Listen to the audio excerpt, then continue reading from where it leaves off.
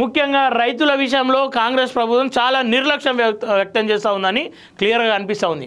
అంటే అధికారుల తప్పిదమా, ప్రభుత్వ తప్పిదమా, లేదంటే సరైన మార్గంలో రైతులు అర్థం చేసుకుంటలేరా మీ ప్రభుత్వాన్ని, లేదంటే మీరు చెప్పే మాటలు ప్రజలకు సరైన విధంగా చేరతలేవా అనేది ఒక క్లారిటీ ఇవ్వాల్సిన అవసరం ఎంతైనా ఉంది.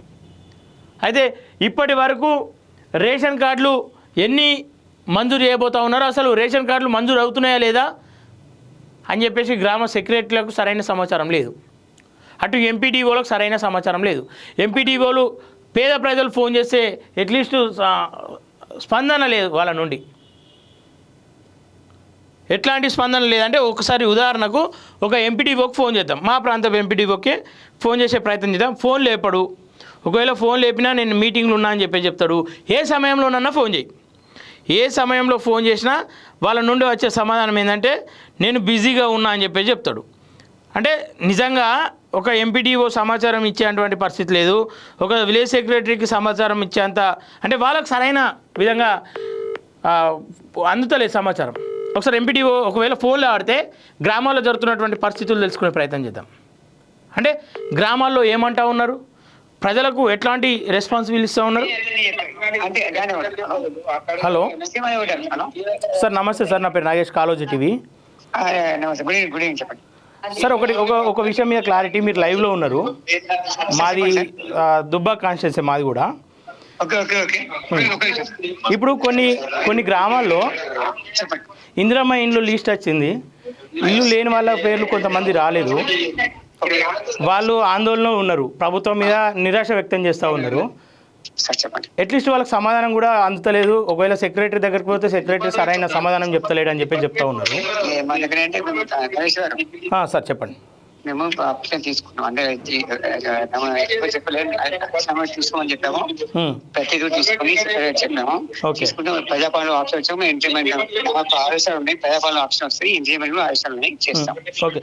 ఇప్పుడు గ్రామాల్లో ఏదైతే మొన్న లిస్ట్ వచ్చిందో ఆ లిస్టు ఏ ప్రాతిపదికన వచ్చింది సార్? అది ఫైనల్ లిస్ట్ అన్నట్ట, లేదంటే కేవలం అప్లై చేసుకున్న వాళ్ళ లిస్ట్? అది సార్ అప్లై చేసి ఎలిజిబిలిటీ ప్రకారం లిస్ట్ వచ్చింది సార్. ఓకే. అది అంటే ఫైనల్ కాదు, అది వచ్చేసింది. వాళ్ళ యాప్ ప్రకారం ఉన్న వివరాలు నమోదు చేశాం.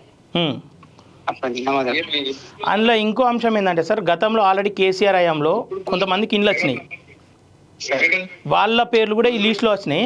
అసలు ఇప్పటి వరకు ఎట్లాంటి ఇండ్లు పొందని వాళ్ళు, ఎట్లాంటి ప్రభుత్వం నుండి ఎట్లాంటి అర్హత, అంటే అన్ని అర్హతలు ఉండి కూడా ప్రభుత్వం నుండి ఇప్పటి వరకు కొంతమంది పేర్లు రాలేవు. వాళ్ళ పరిస్థితి ఏంటి సార్? అన్ని ఆదేశాలంటే ఎవరు కూడా మిస్ కావద్దు. అందరూ దరఖాస్తు తీసుకొని మొక్కున్నారు సార్. అందరూ కూడా తీసుకుని ఎవరు కూడా మిస్ కాదు సార్. తీసుకున్నాం సార్. అంటే ఎవరు కూడా అడుగులు ఎవరు కూడా మిస్ కావద్దనే ఉద్దేశం.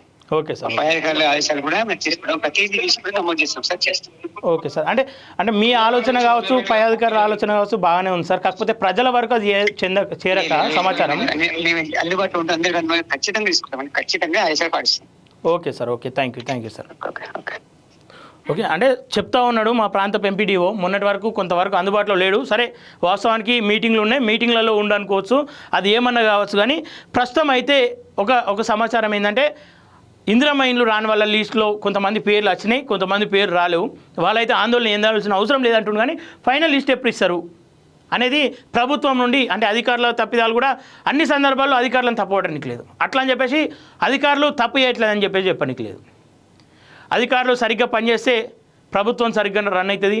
ప్రభుత్వం సరిగ్గా రన్ అయితే అధికారులు ఇంకా బలం, అంటే ఇంకా అధికారులకు మంచి పేరు వస్తుంది, మంచి ప్రోత్సాహం ఉంటుంది. ప్రజల నుండి కూడా మంచి హర్షణీయాలు పొందే అవకాశాలు ఉంటాయి. వాళ్ళ నుండి అంటే పేద ప్రజలు ఎట్లా ఆలోచిస్తారంటే, ఒక అధికారి వాళ్ళకు మేలు చేసిందంటే